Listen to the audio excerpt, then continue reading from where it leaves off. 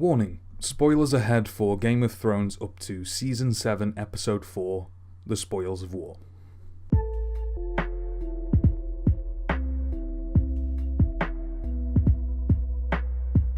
As of the time of writing, Game of Thrones Season 7, Episode 4, titled The Spoils of War, has just aired.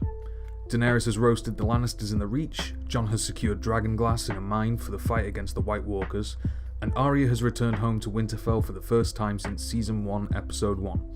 It's a pretty big episode for the show's protagonists, but it might also be the most important episode in the show's entire history. To understand why this is the case, we're going to have to explore a significantly overlooked detail of this episode and what it means to the show as a whole.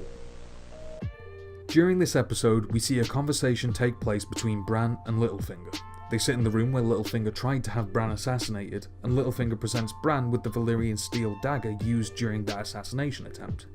The dagger is symbolic of the climate of Game of Thrones as a whole. After all, the War of the Five Kings was fought in part due to that assassination attempt, so Littlefinger presenting this dagger to Bran has to be a significant moment.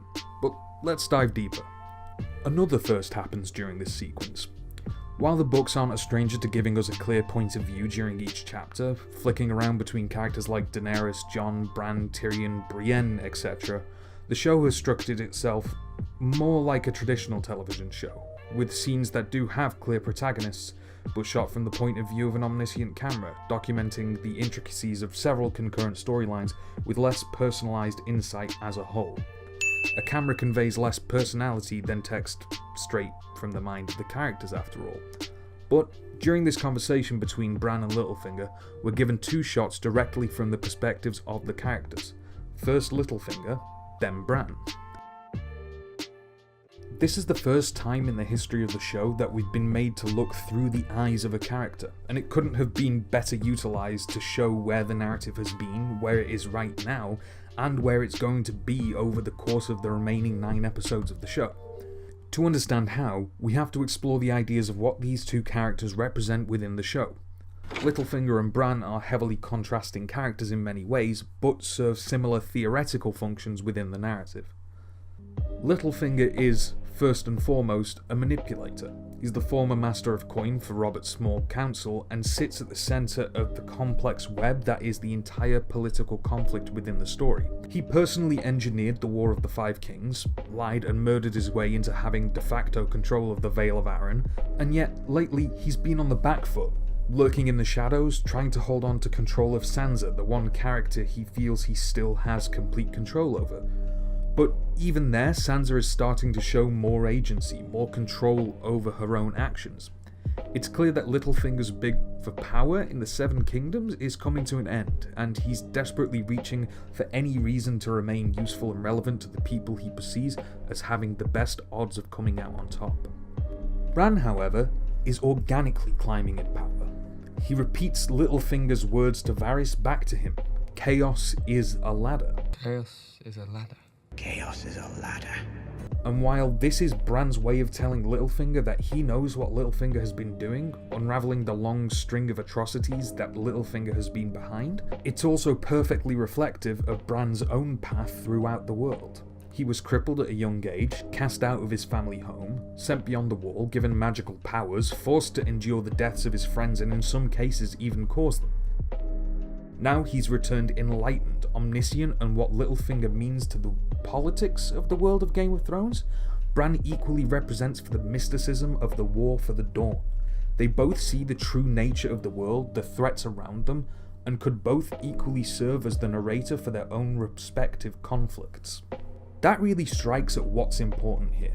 We're given two possible narrators, one for the past, the Dark Age of Westeros, of war and deceit and scheming, and one for the future, the Enlightened Age, the return of magic, and an understanding of the threats that will bring the people of Westeros together. So, when we see through the eyes of Littlefinger, it's as if we're seeing the future ahead of them. We're getting to observe the last moments of the age of the political directly from the point of view of the character most influential to it, before moving to the point of view of Bran, looking back on the past, on the face of the man who made the world what it is now.